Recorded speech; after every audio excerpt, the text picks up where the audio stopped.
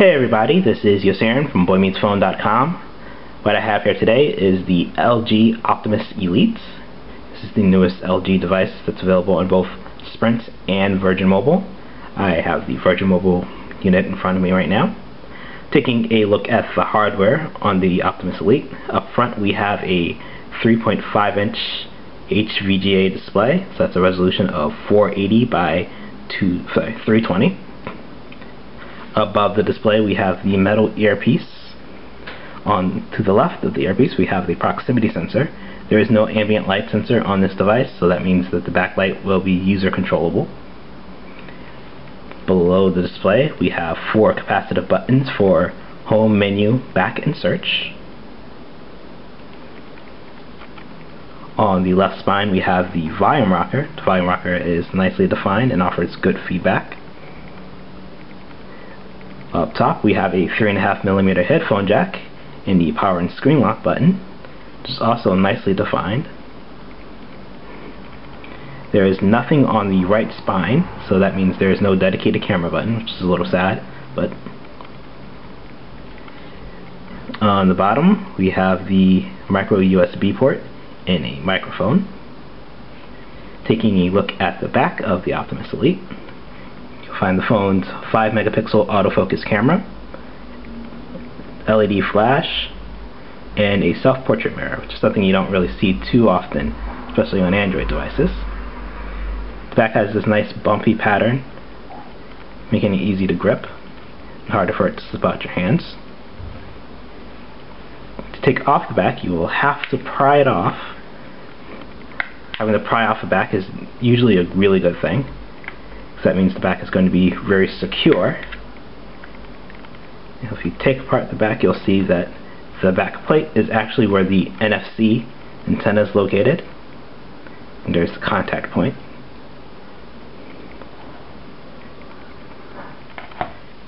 Right here is the micro SD card slot. It does not ship with a micro SD card, but I did throw one in. And right here we have the 1520 milliamp hour battery. And you'll see right there is the contact point on the phone for the NFC antenna. I like the design of this phone. If you looked at the press shots or anything like that, you might have thought that this looked a lot like the iPhone, especially the 3G and 3GS. However, once you have it in your hand, you realize it looks and feels nothing like it. It is mostly made out of plastic, but it is very, very solid. And this is also a phone that has received platinum certification from UL for environmental sustainability. So this, in order to reach platinum certification, you would have to have scored at least an 80 out of 109 in their certification. So this is free of anything that's going to cause harm to the environment. The packaging is mostly made out of recycled material, printed with soy ink, and also the energy used to produce the phone has to meet a certain standard to get a platinum certification. So a lot went into making sure that this phone impacted the environment the least amount it could. If you notice, the left corner here is not completely sealed. I find that you have to put the battery door on a specific way to completely seal the battery cover on the Elite. So what you're going to have to do is secure this side first, and then secure the other side. Now you notice that both the right and the left side are completely sealed.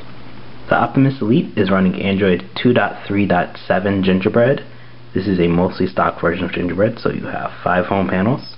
You can switch between them by either swiping between them, using the dots on the bottom, or pressing and holding the app drawer button so you feel a slight vibration, and you'll see the overview of your 5 panels. You can jump between them like that. You have the standard pull down notification tray. No quick settings or anything like that in there. To customize a panel, press and hold, and you'll have the add to home screen options. You can add shortcuts, widgets, folders, and change the wallpaper. As far as wallpapers go, you have the option of using an image that you took, an image from the ID packs. We'll get to the ID packs in just a little bit. The LG wallpapers, live wallpapers, and the standard Android wallpapers. Now we're going to jump into ID. That's mobile ID. It allows you to download different themes that include apps and widgets specific to the themes. I'm actually going to jump to the green ID pack. It's going to have more eco-friendly apps and widgets. It also changes the wallpaper to go along with the more eco-friendly theme. I'm going to hop into the app drawer. I'm going to zoom out a little bit. So you see we have a few apps preloaded. It's not as many apps as you would find on some other devices preloaded. You have activation, so you can actually activate the phone. Downloads, which is a store to download ringtones and callback tones and things like that. This phone does support Adobe Flash Player. Google Plus does come preloaded on this device. You can see some of the apps that were downloaded when I downloaded the theme pack. See the iRecycle and the light bulb finder. You have the standard Google apps like Maps and Navigation. Play Music is on board here. You also have the Playbook and Play Movies. See them right there. Polaris Viewer, so you can view Office documents. And since this is a phone with NFC on it, you do have tags and Google Wallet. Google Wallet works with little issue as long as you have a solid data connection. Wikipedia does come preloaded on this device, as well as Virgin Mobile Live Music and tuning forks. So for those looking for a way to tune your guitar, this have a tuning fork built in. Open that up so you can see.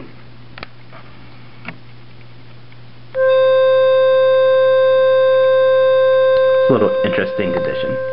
The Optimus Elite does not have a notification light, so instead they actually make smart use of the capacitive buttons. You can actually set it so the capacitive buttons focus in there. You can set it so the capacitive buttons will indicate if you miss a call or have a text message or email waiting for you. I think that's a pretty smart use of the lights you have available, especially when you don't have a notification light built in. Out of the box, the Optimus Elite has two keyboard options. You have the standard Android Gingerbread keyboard, which works in both portrait and landscape. I found that due to the screen size, it was a little bit uncomfortable typing on the phone in portrait. However, in landscape it did offer you a lot more space. The other keyboard option on board is swipe. For those who don't know, swipe allows you to write out words by simply tracing around the letters. I found that due to the fact that the actual keys are slightly bigger on the swipe keyboard, it works good in both portrait and landscape mode. The Optimus Elite is a CDMA phone running on Sprint's 3G EVDO network. I found as far as data speeds go, this has been a bit inconsistent. It actually was slower on speed tests when compared to the Optimus V, another phone on Virgin Mobile. I also found that data would actually cut off every once in a while. I wouldn't lose cellular reception, I would just completely lose data, which can be a bit annoying, especially when you're trying to make a Google Wallet purchase, which requires you to have a data connection. As far as sound quality goes, when listening through the earpiece, I had absolutely no issues hearing anybody. This is probably one of the clearest devices I've used in a long time. This earpiece also doubles as the speaker, and what's really nice is even when you have it on speaker, it will get, despite the fact it gets louder, you do not lose that sound quality. It stays very clear, very audible, no static. This is a really great phone for talking. The Virgin Mobile version of the Optimus Elite has a lot more going on under the hood than you would think. It has 512 megabytes of RAM, has 890 megabytes of internal system storage, and then an internal SD with 1.97 gigabytes of storage. Then there's the CPU. The CPU is listed as being at 800 megahertz. However, every test that I've run on this phone has it clocked at 1.02 gigahertz. And I can show you right here, 1.02 gigahertz. This has actually been discussed online in several different forums that people have noticed this with the Virgin Mobile version of the Optimus Elite. As far as performance goes, I haven't had any issues. I found that it's been able to get through the day with minimal amount of lag. I downloaded Temple Run to play that on it and had no issues playing it. Crashed once in the about 2 weeks that I've had it on the phone. You're not going to want to download and try to play any very heavy graphic games on this device, but for most of your pick up and play games, this is going to be able to handle it. As far as battery life goes, I was able to get out 14 hours on average out of the device. I feel like I may have been able to squeeze out an extra hour or two if it wasn't for the data issue, where the phone would constantly have data and then lose data. When it's going through that a lot during the day, you're going to find the battery dies a lot quicker than it would normally. So hopefully that issue gets addressed soon. Taking a look at the web browser on the Optimus Elite, you'll see that we have the standard Android WebKit browser. You can either zoom in by using these controls here or using the multi-touch pinch to zoom. Due to that 480 by 320 resolution, you might find that certain images and text will be a little bit pixelated, and text will be pretty tiny when you first load up a website. Thankfully, text reflowing works really well on this device. If I double tap, there we go, double tap, and it will reflow, and it reflows rather quickly, so it makes reading articles on sites a lot easier. This phone does support Adobe Flash Player, so we're going to head over to the Pomegranate Phone website. If you notice right there, it does not have a number. Normally it has a number indicating how many windows you have open. There is a glitch with this browser where it does not show numbers, so you have no indication of how many windows you have open. So right now I actually have 3 windows open, but it doesn't say that. So we're going to head over to the Pomegranate Phone website. Sorry. And I'm loading this over Wi-Fi, so hopefully this loads quickly.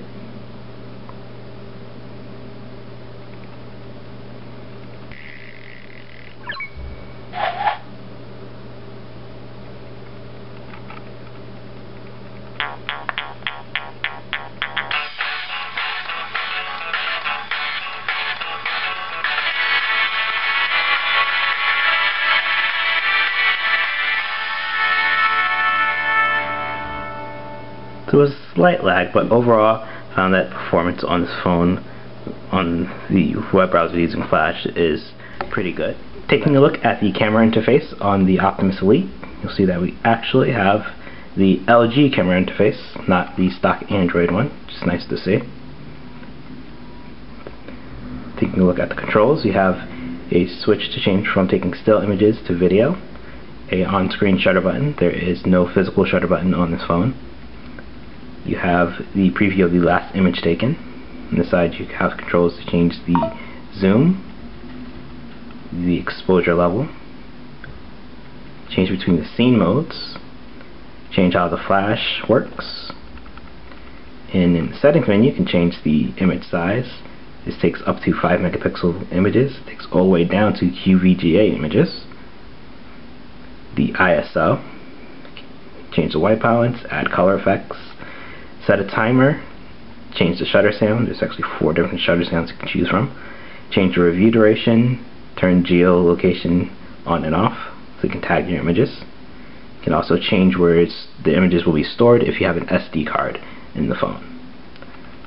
I found that color reproduction is decent on this device. When you're trying to take a photo of something that's really brightly colored, you'll find that it will over-exaggerate it at times, but for most occasions you're going to find that it does do a good job at color reproduction. The shutter is actually kind of decently fast for a phone of this caliber. And there is tap to focus, which is always nice to see. It does a okay job with close-up shots. I found that at times the focus is a little soft, but it does capture a decent amount of details, which is always also nice. Taking a look at video mode, you're going to be prompted if you want to take a MMS or a long video. Right now I'm going to hit long video. Most of the settings stay the same. Where you're going to see changes, you can change the quality of the video here. This says up to TV resolution, so that's 720 by 480. The flash can be used as a torch. And then you have change the white balance, add color effects, turn audio recording on and off, change the review duration, and again change where the video will be stored. Video is a little grainy at times. I found that since it doesn't have continuous autofocus and can't refocus, you're not going to be able to capture much details when the subject is further away. It does a good job of changing with the light conditions though, so that's always nice. And it does a good job keeping up with the frame rates.